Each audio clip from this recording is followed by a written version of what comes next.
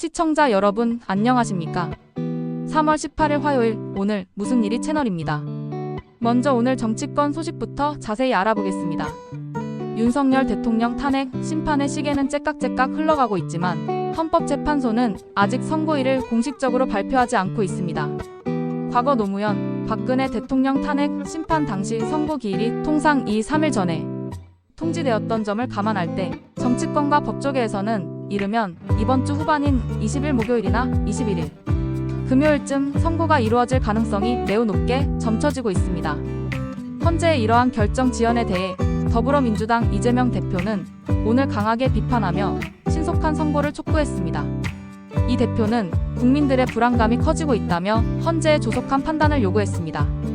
반면 국민의힘 측에서는 헌법재판관 9명 중 4명이 형의의 중심을 잡아줄 것이라는 기대감을 내비치며 긍정적인 결과를 조심스럽게 전망하는 분위기입니다. 탄핵 심판 결과를 앞두고 정치권의 신경전은 더욱 격화되고 있습니다. 홍준표 대구시장은 최근 여론조사에서 이재명 대표의 지지율 상승에 대해 일부 ARS 업체의 띄우기 작업이라고 폄하하며 날을 세웠습니다. 나경원 의원은 이재명 대표에게 가해진 권총 테러 위협 사건을 두고 자작극 의혹을 배제할 수 없다고 주장하며 논란을 증폭시켰습니다. 윤석열 대통령 탄핵 심판에 대한 여야의 입장 차이는 여전히 좁혀지지 않고 있으며 조선일보가 관련 헌법학자 인터뷰 기사를 왜곡 보도하여 결국 정정 보도하는 해프닝까지 벌어졌습니다. 이재명 대표는 여권 일각에서 제기되는 핵무 장론에 대해 북한과 같은 삶을 각오해야 한다며 강력하게 비판했습니다. 국민의힘 장동혁 의원은 오늘 최상목 대통령 권한대행에게 마은혁 헌법재판관 후보자의 조속한 임명을 촉구하는 한편 이재명 대표의 헌재 압박 행태를 강하게 비난했습니다.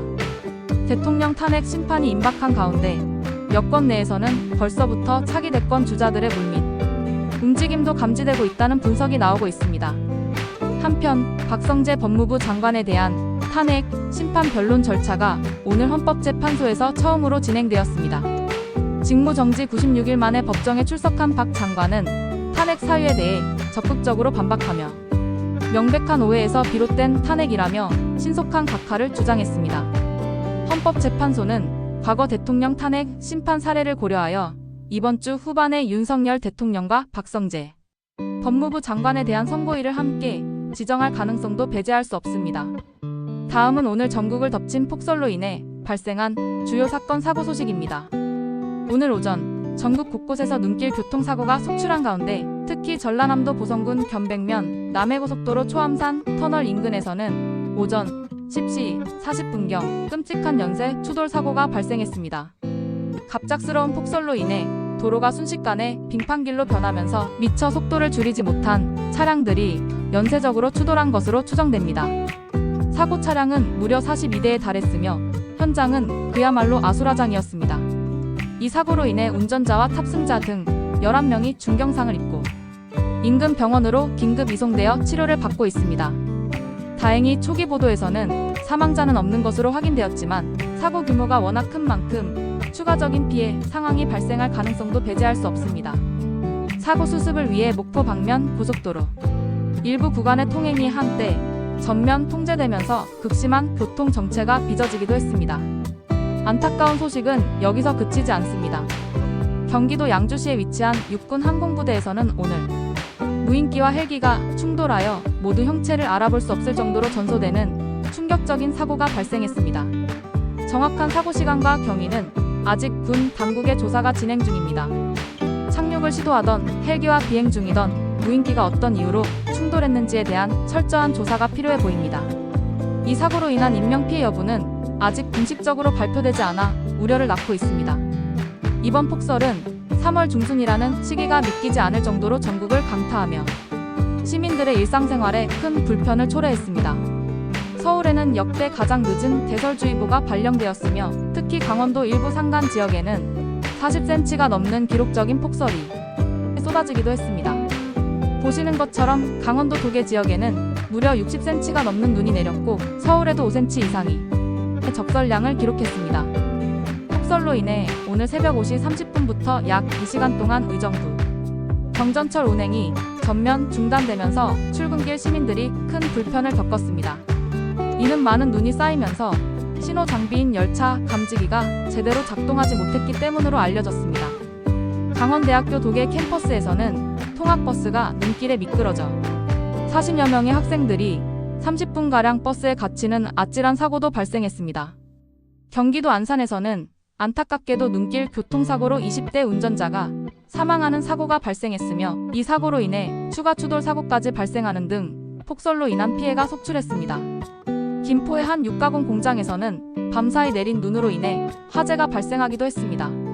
소방당국은 밤새 내린 눈이 화재의 원인일 가능성을 염두에 두고 정확한 화재 원인을 조사하고 있습니다. 다음은 국제 및 경제 소식입니다.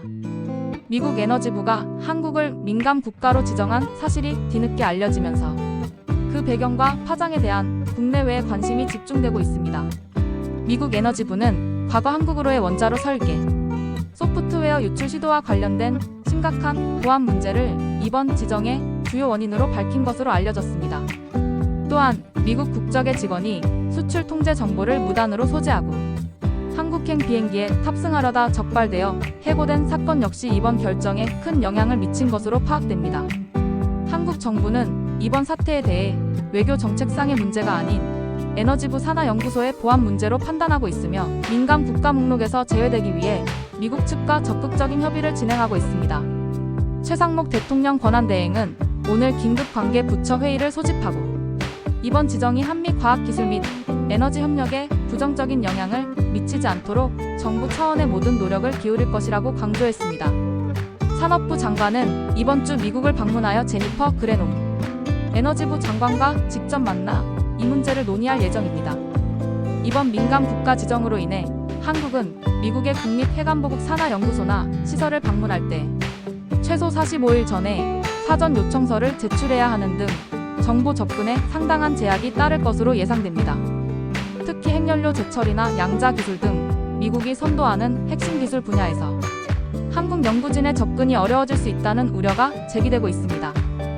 일각에서는 이번 조치가 한미 자유무역협정 FTA의 혜택을 약화시키고 향후 양국 간 무역 협상에서 한국에 불리하게 작용할 수 있다는 분석도 나오고 있습니다.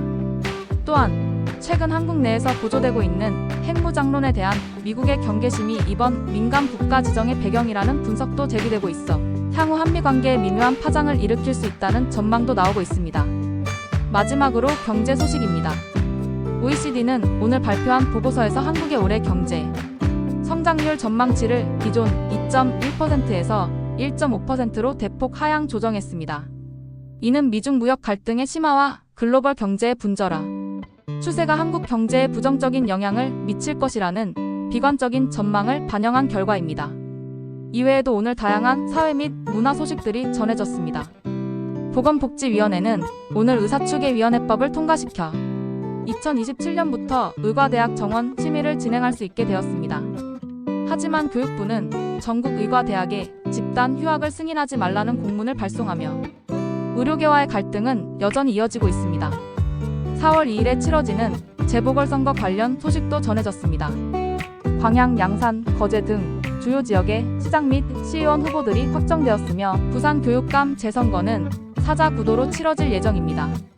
이번 재보궐선거 결과는 향후 정치권의 지형 변화에 중요한 영향을 미칠 수 있다는 분석입니다.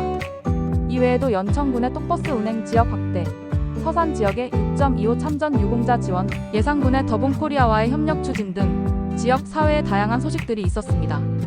연예계에서는 가수 조장혁 씨가 탄핵 기각 시 국회의원 사퇴 규정이 있어야 한다고 발언한 내용과 배우 성동일 씨의 아들 성준 군이 한양대학교 공과대학에 진학했다는 훈훈한 소식이 있었습니다. 사회적으로는 요양보호사 구인난 심화 문제와 응급 환자가 병원을 찾지 못해 구급차에서 출산하는 안타까운 사건, 안성에서 발생한 번지점프 추락 사고, 그리고 반려견 산책 중 30대 여성을 성추행한 20대 남성이 체포되는 사건 등 씁쓸한 소식들도 전해졌습니다. 오늘은 윤석열 대통령 탄핵 심판에 임박한 결정과 전국적인 폭설로 인한 각종 사건 사고 소식, 미국의 한국 민감 국가 지정으로 인한 경제 안보 우려, 그리고 OECD의 경제 성장률 전망치 하향 조정 등 국내 외적으로 정말 많은 이슈들이 쏟아진 하루였습니다. 특히 예기치 않은 폭설은 시민들의 안전을 위협하며 우리 사회의 취약성을 다시 한번 드러냈습니다. 미국의 민감 국가 지정은 향후 한미 관계는 물론 우리 경제에 미칠 영향에 대해 지속적인 관심과 정부의 빠른 대응이 필요함을 시사하고 있습니다. 내일은 또 어떤 새로운 소식들이 우리를 기다리고 있을지 주목하며 오늘 무슨 일이 채널은 여기서 마무리하겠습니다. 시청해주셔서 감사합니다.